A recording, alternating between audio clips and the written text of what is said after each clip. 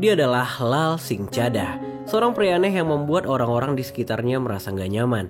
Sepanjang kereta berjalan, Lal selalu tersenyum tanpa alasan yang jelas.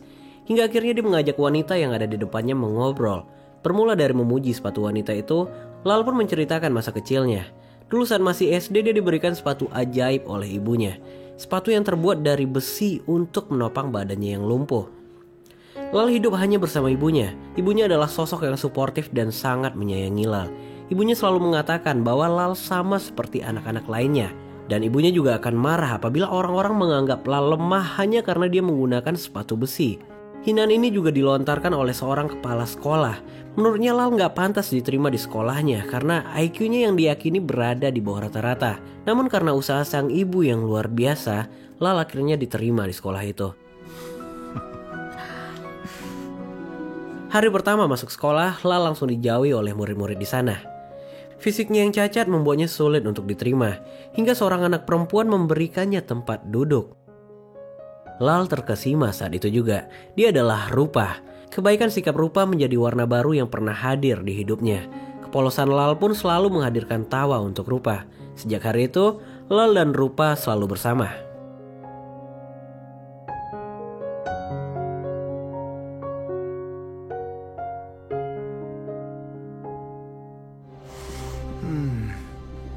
அவன் எனக்கு ரொம்ப நெருக்கமான ஒரு ஃப்ரெண்டு. எனக்கு ஒரு சித்தி இருந்தாங்க. அவங்க பேரு ரூபா தான்.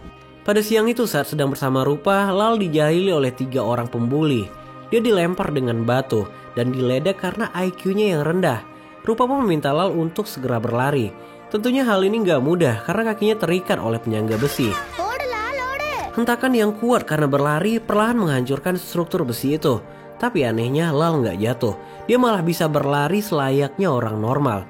Bahkan dia bisa lebih cepat daripada anak-anak yang ngebulinya. Entah keajaiban apa yang datang di hari itu. Yang pasti Lal gak butuh kaki besi lagi untuk menyangga tubuhnya. Dan sejak kejadian itu juga, Rupa gak pernah lagi terlihat di sekolah. Lal pun inisiatif untuk mendatangi rumah Rupa. Sesampainya di sana, Rupa terlihat sedang menangis di luar rumah. Terdengar orang tuanya tengah bertengkar karena masalah ekonomi. Rupa kelihatan trauma banget. Dia berdoa agar diberikan kekayaan biar ibunya gak dipukuli lagi. Namun ternyata hari itu adalah hari terakhir bagi ibunya. Kekejaman sang ayah membuatnya dibawa oleh polisi hari itu juga. Hak asuh Rupa kini diberikan kepada neneknya, yang dimana adalah asisten rumah tangga di rumah Lal. அப்புறம் ரூபா எங்க அவுட் ஹவுஸ்லயே தங்கிட்டா. அப்புறம் ராத்திரி ஆச்சுன்னா அடுத்து தூங்கிடுவா. Dan belasan tahun pun berlalu. Kini mereka telah beranjak dewasa. Lal dan Rupa didaftarkan oleh sang ibu pada kampus yang sama. Sialnya, anak-anak yang biasa ngebully Lal juga sekolah di kampus yang sama. Mereka pun kembali melempari Lal dengan batu. Lal pun kembali berlari. Dia terus berlari hingga memasuki lapangan yang dimana tengah berlangsung lomba lari. Kecepatan Lal dalam berlari langsung dilirik oleh pelatih di universitas itu. Singkat cerita, Lal kini dipilih menjadi perwakilan kampus dalam lomba lari 100 meter. Di saat semua orang sedang bersiap, Lal malah senyum-senyum gak jelas ke arah Rupa. Tapi karena bakatnya, Lal tetap mendapat nomor pertama pada pertandingan itu. Dan seiring berjalannya waktu, lomba per lomba pun terus dimenangkan. Tapi ternyata di tengah kesibukannya, Lal baru menyadari kalau Rupa sedang didekati oleh pria lain. Lal kelihatan cemburu meskipun dia gak mengatakannya. Hingga siang itu, Lal melihat pria itu memaksa Rupa untuk menciumnya. Lal pun langsung datang dan memukul pria itu, yang dimana sekaligus menghancurkan hubungan Rupa dengannya. Meskipun kesal, tapi Rupa tahu niat Lal hanya ingin menolongnya. Sedikit mengobrol tanpa ada arah yang jelas, Lal tiba-tiba ngelamar Rupa. Tapi Rupa tentu hanya tersenyum mendengar kekonyolan itu. Singkat cerita, Lal kini telah lulus dari kampus melalui jalur prestasi larinya. Terlihat kebanggaan sang ibu saat menyaksikan Lal mengenakan toga itu.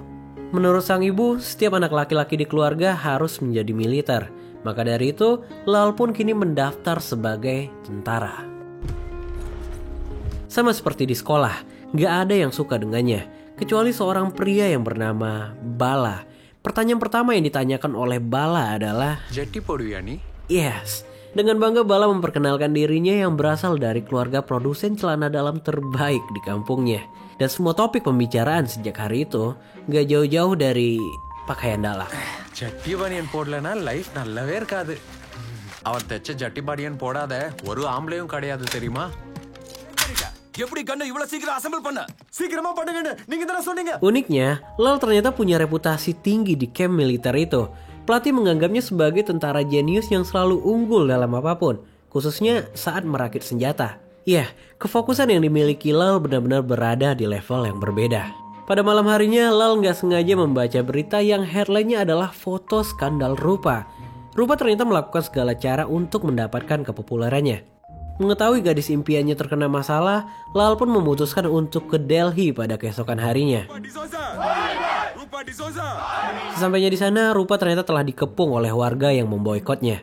Lal mendengar salah satu dari mereka berkata tak pantas pada Rupa. Dia pun langsung mencari dan memukul orang itu. Meskipun pada akhirnya Lal harus babak belur karena dihajar warga. Malam harinya Lal bertemu Rupa. Rupa marah karena Lal selalu datang untuk menyelamatkannya. Selain berbahaya untuknya, gak jarang bantuan Lal juga dapat merusak urusan Rupa.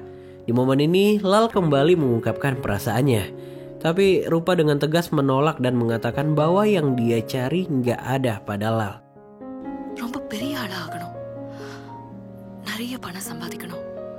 Hebatnya, Lal gak pernah mempermasalahkan penolakan itu. Dia menerima dengan damai. Dan sebelum Rupa meninggalkannya, Lal mengatakan bahwa dia akan segera dikirim ke medan perang. Meskipun sebenarnya khawatir, tapi Rupa gak bisa berbuat banyak.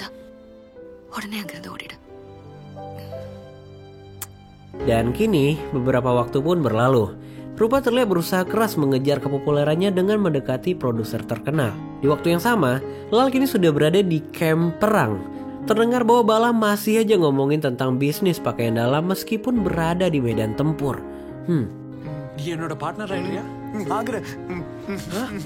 Di tengah bukit berpasir itu, Lal dan pasukan lainnya ternyata telah dikepung oleh pemberontak. Jumlah dari pemberontak itu ternyata jauh lebih banyak daripada mereka. Pemberontak itu juga dilengkapi dengan senjata misil. Kapten pun akhirnya memerintahkan serangan arteri ke arah mereka. Lal yang waktu itu berada jauh dari batu ternyata terkena serangan arteri itu. Bala mencoba membangunkan Lal, tapi nggak ada respon. Hingga akhirnya Bala mengatakan kalimat yang sama dengan Rupa, yaitu Lal sontak bangun saat itu juga. Tanpa tahu mau kemana, Lal berlari dengan sangat cepat meninggalkan daerah perang. Hingga akhirnya dia ingat kalau Bala sudah jauh tertinggal. Lal pun kembali ke medan perang untuk mencarinya. Singkat cerita, Lal berhasil menyelamatkan beberapa pasukan. Gak hanya teman, lawan yang terjatuh pun juga dia selamatkan.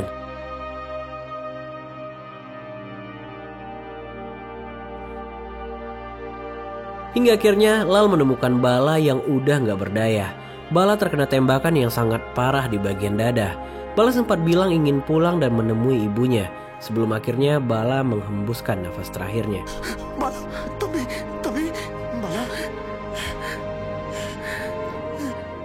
Kembali ke kereta. Semua orang di sekitar Lal kini terdiam sedih mendengar kepergian Bala. Beberapa hari setelah itu, semua pasukan dikirim ke rumah sakit militer. Satu-satunya orang yang gak trauma setelah perang itu hanyalah Lal. Dia masih bisa tersenyum gembira dengan 2 es krim di tangannya. Bahkan dia belum mengetahui bahwa pria yang ada di sampingnya bukanlah kaptennya, melainkan pemimpin pemberontak yang dia selamatkan. Dan atas penyelamatan ini juga, Lal akhirnya diberikan penghargaan oleh jenderal. Dan karena prestasi ini, Lal kembali membuat ibunya bangga. Menggunakan seragam gagah itu, Lal memutari kota Delhi seorang diri. Hingga di perjalanan, Lal gak sengaja ngeliat Rupa. Lal akhirnya mengejarnya hingga sampai ke sebuah hotel. Dari kejauhan, Lal tersenyum melihat gadis impiannya itu. Tapi senyum itu tiba-tiba hilang saat seorang pria memukul Rupa. Melihat hal ini, Lal menggila dan langsung mengejar pria itu.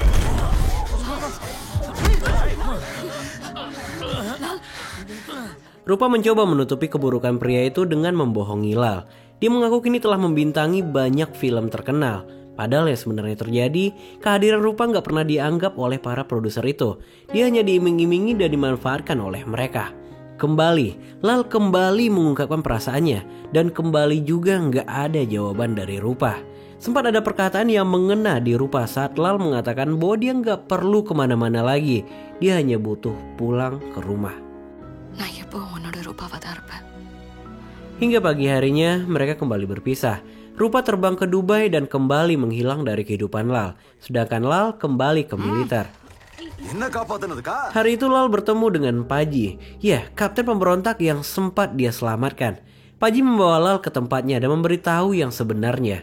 Uniknya, Lal gak mempedulikan bahwa sekalipun Paji adalah musuhnya. Di malam tahun baru itu, mereka pun akhirnya merayakannya ke sebuah bar. Lal sempat mengatakan kalau dia akan memulai bisnis celana dalam. Karena dia harus menepati janjinya pada Bala. Paji jelas menertawakannya. Gimana bisa orang sebodoh Lal memulai sebuah bisnis?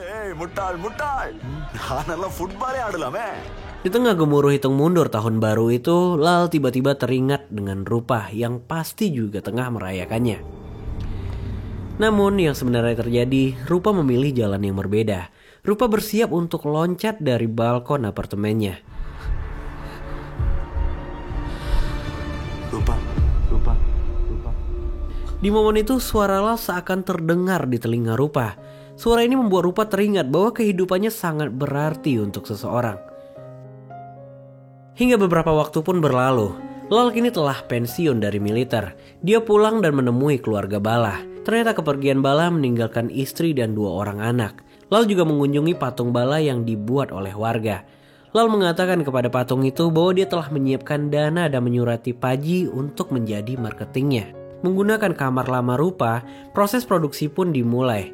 Sebulan pertama, Lal dan 2 orang pekerjanya berhasil membuat 1000 pieces singlet. Semua berlangsung secara terus-menerus, hingga pakaian dalam ini kini telah memenuhi ruangan jahitnya. Dan di waktu itu juga Paji mendatangi rumahnya dan mengaku bersedia menjadi marketingnya. Penjualan pun kini dimulai. Lal menitipkan produknya ke setiap toko, tapi nggak ada yang membeli. Padahal bahan jahitan udah menggunakan yang terbaik. Hingga Paji teringat akan sebuah ide untuk mengganti nama produknya menjadi nama wanita. Dan satu-satunya nama yang diingat oleh Lal hanyalah Rupa. Seakan keajaiban mendatanginya, produk kini selalu terjual habis. Bertahun-tahun pun berlalu. Berawal dari 3 mesin jahit, kini Lal memiliki banyak pabrik di Delhi. Brand Rupa pun kini telah menjadi top sales untuk pakaian dalam di India.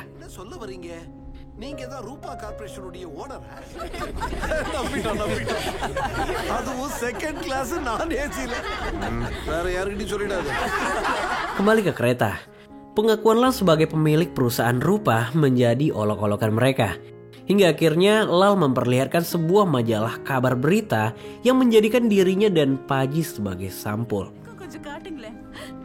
Tertawaan pun seketika berubah menjadi senyuman. Lal mengatakan bahwa setengah dari keuntungan perusahaan Rupa diberikan kepada keluarga Bala setiap tahunnya. Tapi sayangnya di tengah-tengah kesuksesannya ibunya jatuh sakit. Sang ibu memberikan nasihat bahwa nggak perlu khawatir akan kepergian seseorang. Gak lama setelah itu sang ibu meninggal dunia. Kalimat terakhir yang diingat oleh Lal bahwa manusia hanya perlu menyimpan sedikit uang, lebihnya untuk disumbangkan kepada orang-orang yang membutuhkan. Nasihat inilah yang mendasari Lal membuat rumah sakit gratis di kampungnya. Gak lama sejak berdirinya rumah sakit itu, Lal yang selalu merindukan Rupa mendapatkan jawaban. Rupa datang ke rumahnya. Rupa datang tanpa alasan. Lal juga gak banyak bertanya, tapi yang dia lihat, Rupa terlihat sangat lelah. Yang dia lakukan hanyalah tidur dan tidur.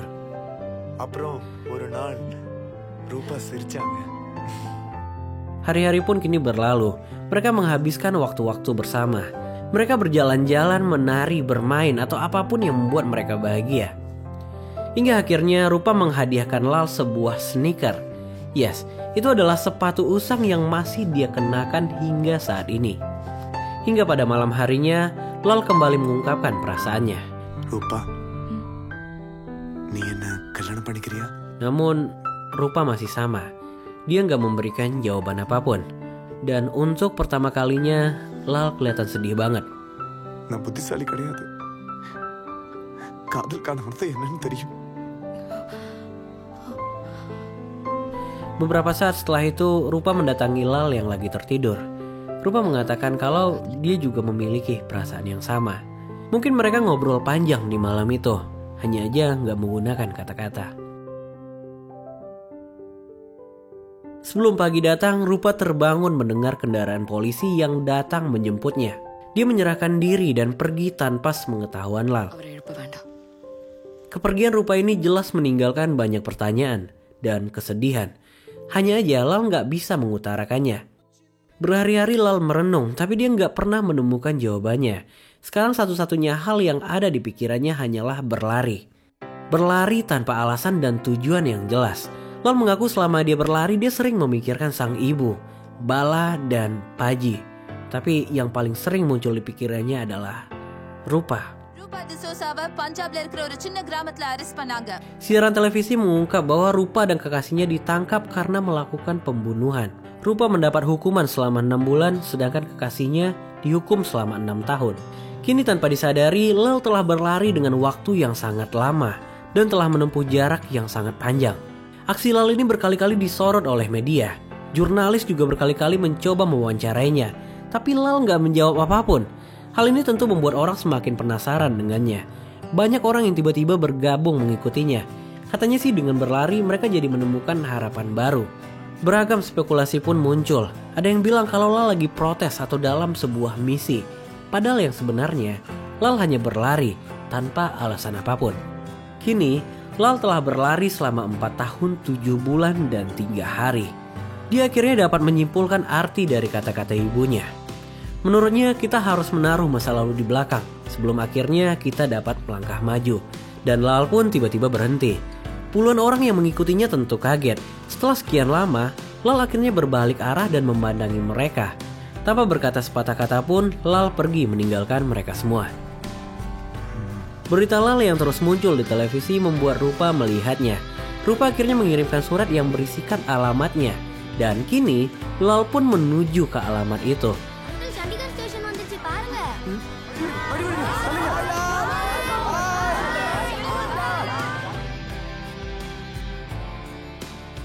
Singkat cerita, sampailah Lal di alamat itu. Hai. Halo nggak?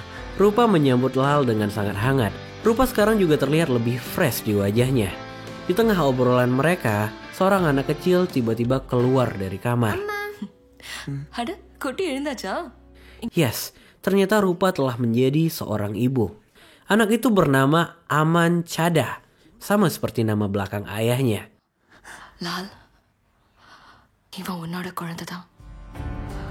Lal sempat shock mendengar semua itu.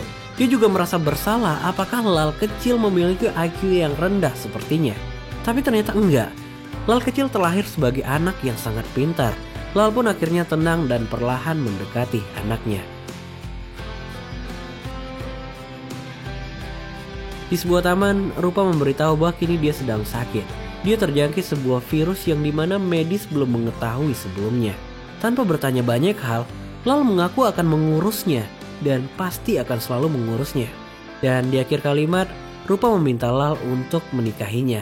Dan Lal pun dengan senang hati menerima permintaan itu. Namun gak lama sejak hari pernikahan mereka, Rupa jatuh sakit. Dia terbaring di kamar yang biasa digunakan oleh sang ibu dulu.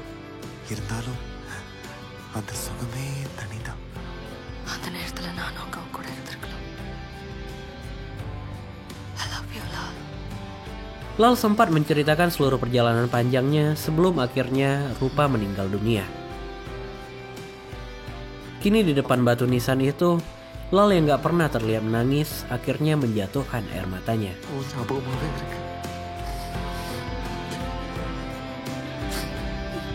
Di akhir film, Lal terlihat mengantarkan Aman ke sekolah, sama seperti yang dulu dilakukan oleh sang ibu. I love you, Appa. Dan film pun selesai. Well, gimana menurut pendapat teman-teman semua tentang film Forrest Gump yang di remake oleh Amir Khan ini? Menurut gue sendiri, film ini punya arti yang sangat mendalam banget tentang kehidupan. Film ini begitu menjelaskan tentang kesetiaan, kerja keras, pengabdian, dan keikhlasan. Tapi apapun pendapat teman-teman semua, kalian bisa langsung aja tulis di kolom komentar di bawah. Jangan lupa di share dan di subscribe juga. Like juga kalau teman-teman suka. Karena kita bakal ketemu lagi di video selanjutnya. Bye-bye.